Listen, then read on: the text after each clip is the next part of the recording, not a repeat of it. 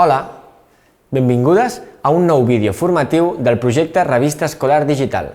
Avui us parlem de tasques periodístiques, rols i responsabilitats i del per què són fonamentals per elaborar peces periodístiques de qualitat. Comencem!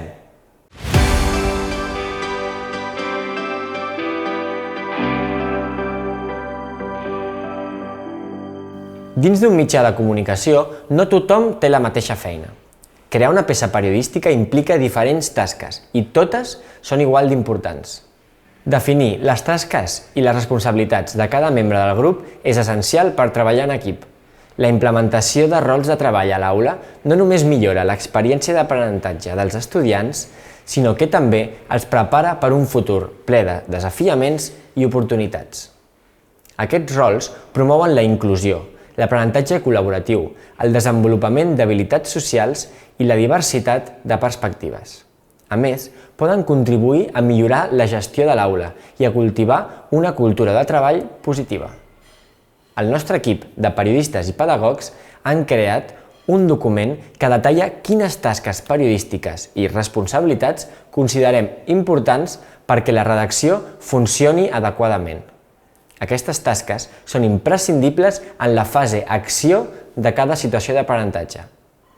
3 idees clau sobre les tasques periodístiques. 1. Us proposem que cada classe s'organitzi per grups de treball, en els quals caldrà repartir totes les tasques periodístiques. 2. Cada persona del grup pot tenir més d'una tasca assignada.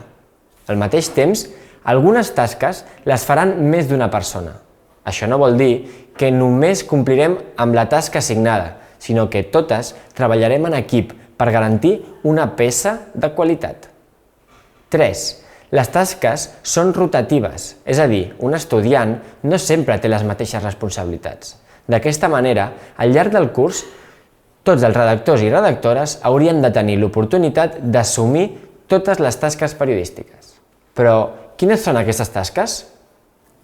En primer lloc, cal assegurar-se que tot el grup consulta fonts fiables en el moment de cercar la informació. Un cop recopilada tota la informació, s'haurà de revisar que sigui correcta.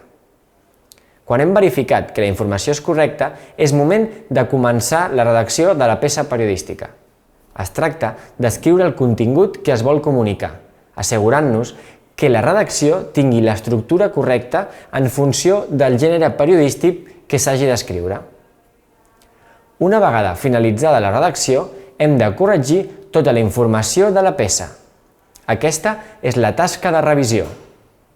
Qualsevol peça periodística que es publica en un diari digital va acompanyada d'una imatge. Cal escollir o elaborar les imatges adients per acompanyar el text de la peça periodística, que siguin pròpies o lliures de drets d'autor. Una part molt important del procés periodístic és la difusió. Dissenyarem i elaborarem diferents materials per difondre la nostra peça periodística per la comunitat educativa. Per últim, però no per això menys important, tenim la tasca de coordinació, en la qual una o més persones tractaran d'ajudar la resta de companys i companyes a fer la seva tasca, supervisant tot el procés i assegurant-se que es compleix amb tota la feina. Ens veiem en el següent vídeo.